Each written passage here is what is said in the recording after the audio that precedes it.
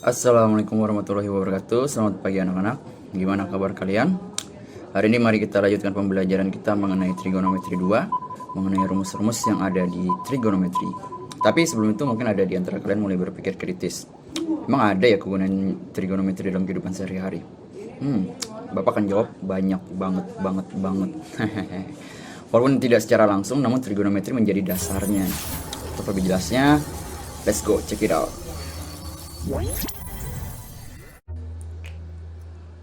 Misal dalam bidang astronomi, para astronomer dapat mengestimasi jarak objek terdekat di luar angkasa dengan menggunakan metode yang dinamakan metode trigonometri paralaks.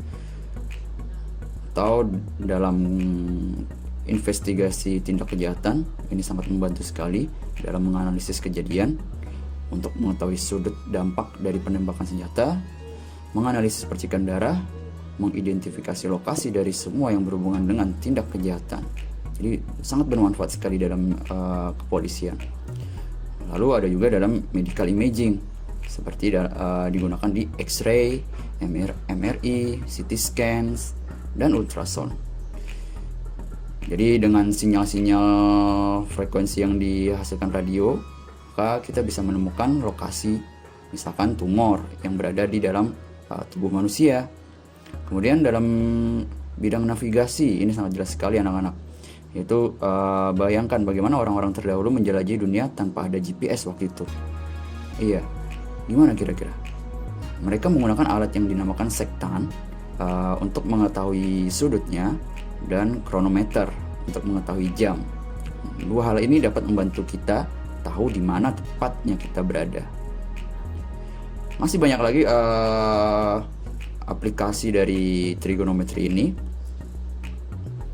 Di antaranya dalam bidang penerbangan atau aviasi, dalam bidang arsitektur, ketika kita membuat rumah, membuat bangunan, membuat jembatan, sehingga bangunan kita aman. Bahkan orang-orang Egyptian dahulu menggunakan prinsip trigonometri untuk membuat piramid, kan? Hebat ya.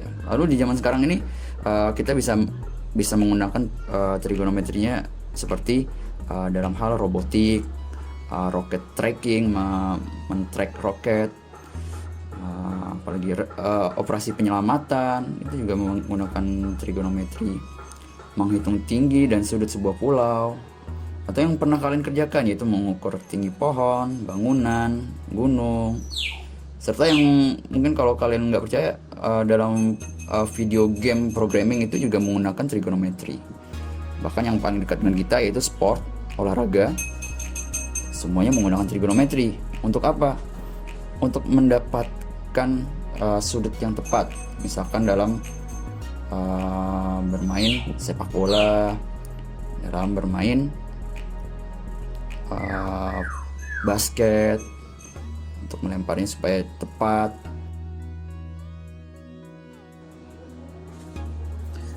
Jadi apakah kalian siap belajar trigonometri? Harus siap. Oke, kita masuk ke materinya. Nah, kita masuk ke materi kita yang selanjutnya. Ini merupakan materi terakhir di trigonometri 2, yaitu mengenai penjumlahan dan pengurangan sinus dan kosinus. Oke, di minggu sebelumnya kita sudah masuk ke bagian perkalian sinus dan kosinus. Lihat perkalian sinus dan kosinus. Lalu di bagian ini bagaimana? Nah, kalau kalian lihat hasilnya itu dia sin plus sin. Nah, apa tuh? Yaitu penjumlahan sin dan sin. Yang bawahnya pengurangan cos dan cos. Begitu juga yang di bawahnya. Berarti pada submateri ini sebenarnya hanya tinggal dibalik aja anak-anak. Jadi nanti kita mencari sin plus sin hasilnya apa dan seterusnya. Oke, kalau gitu kita langsung saja bagaimana cara menemukannya. Misalkan kita ingin mencari yang bagian atas, berarti sin alfa plus beta ditambah sin alfa min beta itu akan sama dengan 2 sin alfa cos beta. Loh, berarti langsung dapat dong Pak. Tunggu dulu sebentar anak-anak, karena nanti di pertanyaan atau di soal-soal yang keluar nanti bentuknya nggak akan ada kayak gini. Nah, contohnya misalkan soalnya bisa aja deh begini, sin 75 ditambah sin 15. Nah, dia kan nggak sama ya bentuknya ya, makanya harus perlu kita modifikasi nih biar dia nggak lagi berbentuk alfa plus beta, tapi berbentuk alfa saja atau berbentuk satu angka saja. Oke, di sini paham ya maksudnya? Jadi harus kita modifikasi nih. Berarti yang jadi fokus kita nanti bagian yang sini, alfa plus beta dan alfa minus beta ini harus kita modifikasi biar dia cuma satu angka aja. Oke, misalnya apa?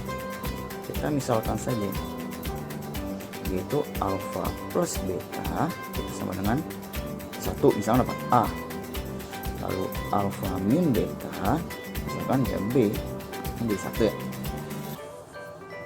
Maka kalau kalian sudah tahu ini, maka persamaan yang di atas ini yang sebelah kiri, ruas kiri bisa menjadi sin A tambah sin B. Nah, ya kan? Sama dengan ini harus kita modifikasi nih, 2 sin alfa, alfanya apa, betanya apa, dengan yang diketahui ini. Oke, kita lihat. Maka ini kalau kalian lihat ini bisa kita kurangin atau kita tambah. Pertama mungkin kita tambah dulu. Kalau tambah apa yang hilang? Ya, betanya yang hilang. Berarti menyisakan 2 alfa sama dengan alfa plus beta. Berarti alfanya sendiri A plus B per 2. Nah, berarti alfanya bisa kita ganti dengan yang ini. Oke. Maka ini kalian bisa tulis 2 sin A plus B per 2 dikali dengan cos. Nah, betanya apa? Betanya ya, kalau tadi ditambah kita kurang, kita cari alfa plus beta itu tadi sama dengan A, alfa min beta sama dengan B. Maka kalau tadi dikurang sekarang kalau tadi ditambah maka sekarang dikurang, hilang alfanya, berarti tinggal misalkan 2 beta sama dengan A min B. Maka beta bisa kalian ganti A min B per 2. Betanya bisa kita ganti ini cos beta, cos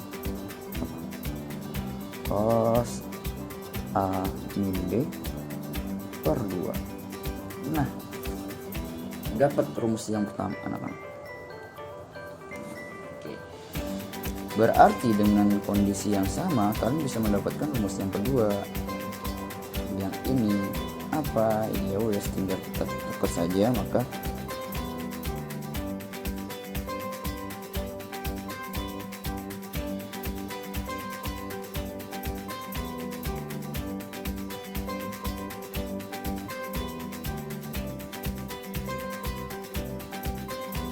B sama dengan 2 cos A plus B per 2 cos apa? A min B per 2. Nah, ini dia. Berarti kalian sudah mendapatkan keempat rumus tersebut. Oke.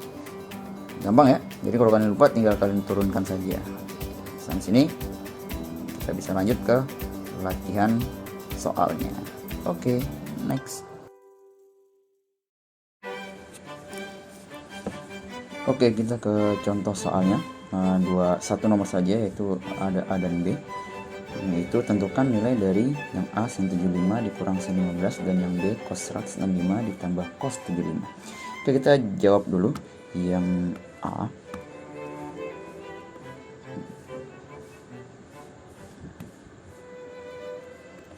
Yaitu sin 75 dikurang sin 15. Nah, masih ingat apa sin dikurang sin hasilnya apa?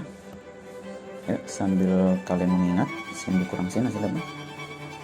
Ya, betul sekali, 2 cos sin. 2 cos kali sin dengan sudutnya ditambah bagi 2, 75 ditambah 15 bagi 2 yang sebelahnya kurang 75 dikurang 15 bagi 2. Nah, oke, tinggal kita selesaiin aja.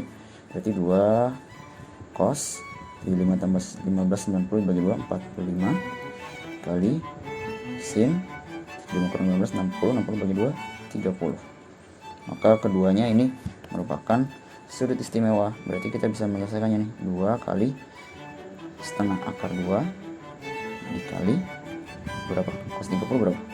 Sin 30. Ya, setengah. Maka hasilnya berapa? Coret, yaitu setengah akar 2. Oke, dapat yang A. Lalu yang B bagaimana? Cos ditambah cos, hasilnya apa? Ayo sambil mengingat. Yang B, cos 165 ditambah cos 75, maka hasilnya 2 cos cos. Good. 2 cos cos, yang satunya ditambah, yang satu dikurang. 165 ditambah 75 per 2, 165 dikurang 75 per 2, hasilnya 2 cos. 165 tambah 75 berapa? 240 bagi 2 120. Cos 165 kurang 75 90 bagi 2 45. Maka hasilnya keduanya merupakan sudut istimewa, yaitu 2 kali cos 120 itu sama dengan berapa? 120 ya, dia sama dengan cos 60 dan dia hasilnya negatif. Min setengah kali cos 45 itu setengah akar 2, maka menghasilkan berapa nih? Coret, yaitu min setengah akar 2. Oke, mudah ya. Kalian tinggal menambah dibagi 2 dan seterusnya. Kalau dia sudut istimewa, maka bisa kalian selesaikan. Tapi kalau bukan sudut istimewa, ya sudah, jangan dipaksa, tetap hasilnya ya seperti itu. Oke, sampai sini mudah-mudahan kalian mengerti. Kalau sudah mengerti, kalian bisa mengerjakan latihan yang telah Bapak posting di Google Classroom. Oke, kalau gitu sekian. Wassalamualaikum warahmatullahi wabarakatuh. Selamat pagi semua, sehat-sehat selalu. Bye.